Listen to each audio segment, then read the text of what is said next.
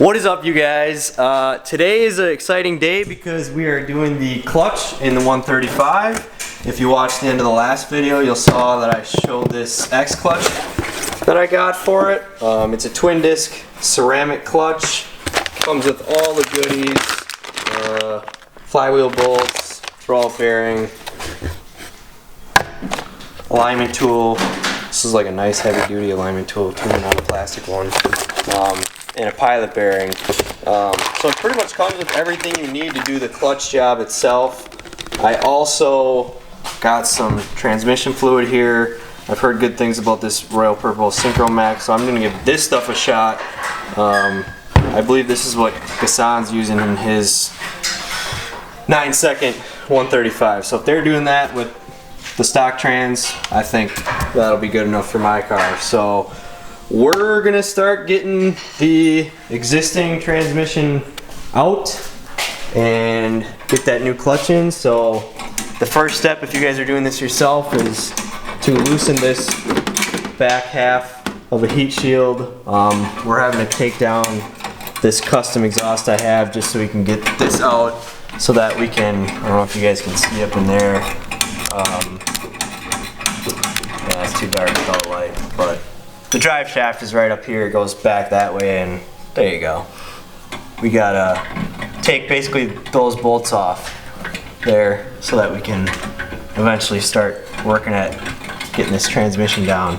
This brace will have to come out and drop the whole thing. So that's where we're at right now, and I will check in a bit.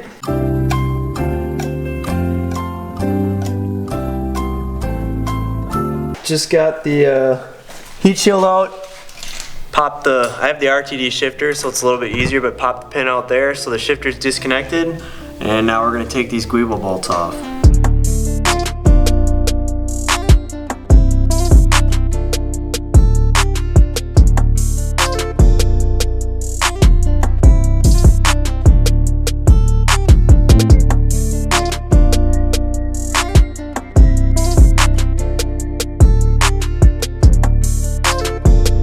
Alright, so we just got the transmission out, as you can see. So here's my old Spec Stage 3 Plus with the M Factory flywheel underneath it.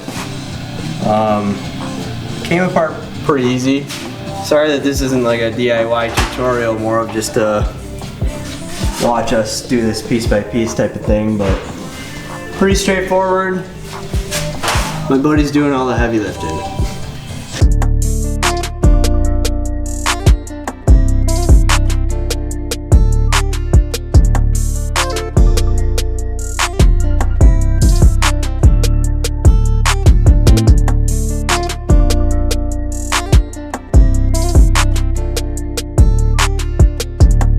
Alright, we've got the XClutch installed, and now we're just gonna swap over a couple things on the new transmission and throw that up in here.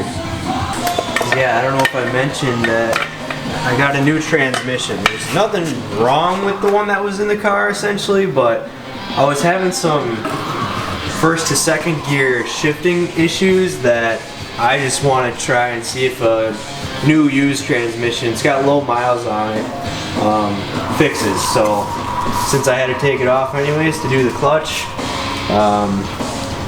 gonna try a new trans at the same time.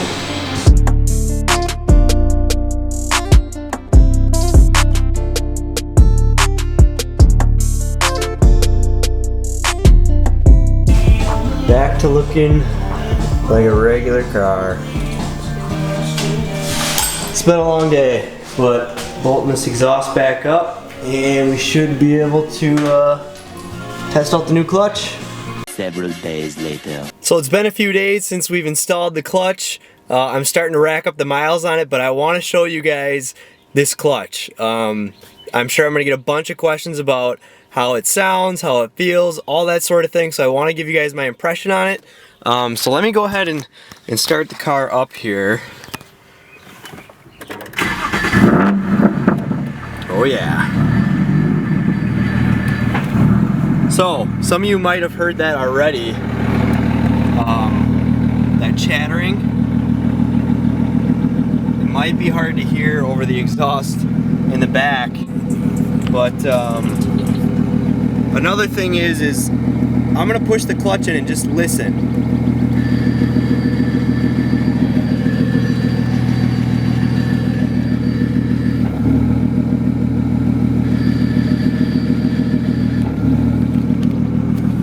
So that's this clutch's throw-up bearing. That metal throw-up bearing has that metallic whirring noise. A couple other people are installing this clutch at the same time as me, so I wanted to show you guys especially what that metallic sound is. It might bother you, I don't really care, because at this point this car is kind of just like a dedicated race car, weekend car, and I'm probably gonna gut the whole thing. But that is a noise along with some chatter that you'll hear. I'm gonna take this thing for a little drive quick and show you guys what it sounds like when I'm driving, rolling through the gears, and explain that. But the last thing I wanna show you guys is that this clutch, you know, I'm all the way in, I'll put it in gear, it doesn't start engaging until all the way back here at the top. So it's got all that, oh. That won't be the first time I do that. I'll talk about that when I go for a drive. Being the twin disc ceramic, this thing is a little bit difficult to drive. Like starting from a stop, I stalled it a couple times. Just learning how to drive stick all over again is kind of what this thing has forced me to do. So with that being said, let's just take this for a quick drive. So I'm still getting used to those takeoffs. I hope this audio is better than the last time I tried recording while I was driving this car, just because it's so loud, it's got rattles, all sorts of stuff. But I have my actual camera mounted here, so I'm hoping that the audio quality is better. Overall, this clutch is streetable. If you are a daily driver of your car, you will be able to drive this thing, but I don't know if I would say it's the best thing for a daily driver, just because it can get a little bit annoying. The pedal feel actually is pretty stock. It's a slightly heavier pedal when you're pushing down on it, and once you get going, it's not bad shifting between gears. It's really just the takeoff is kind of stuttery, just because the engagement point is at the top of the pedal. So coming from the Spec Stage 3 and the 335i's clutch and even the stock clutch, they all started to engage kind of close to the floor, where this one doesn't engage to the top, and then once it starts engaging, it's like you have this much time before it's fully engaged. So taking off is just kind of a bit of a treat. But I have 368 miles on it so far, and so far so good. So I'm driving around filming this clutch video, and I stumbled on a spot here, let me show you guys, that I think looks pretty cool for maybe a photo shoot or something. So since I got my camera, I'm gonna jump out, take some photos that I can post on Instagram. Be sure to follow me there at Jake Spence. But let me know if you want a full video on its own about how I take my pictures, how I edit them, set them up, process them, all the way through the whole staging process. If that's something that might interest you guys, drop a comment down below and let me know. But for now, I'm gonna jump out and snap some. I'll throw them up on the screen though.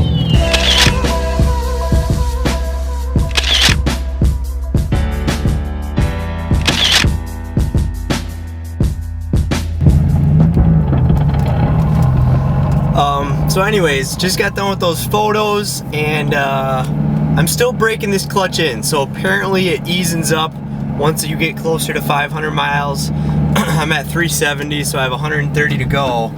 But yeah, and if you're interested in this twin disc clutch, there's also an organic version. I have this ceramic one. Apparently the organic one is a lot more forgiving.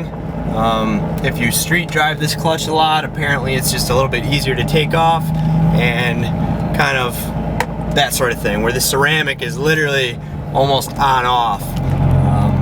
But that's about it for this video.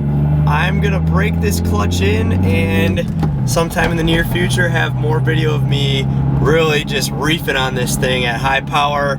I also have the anti-lag and two-step functionality through the JB4. So I kind of want to put this thing to the test. And with this RTD shifter, it is a blast so far. I love this setup.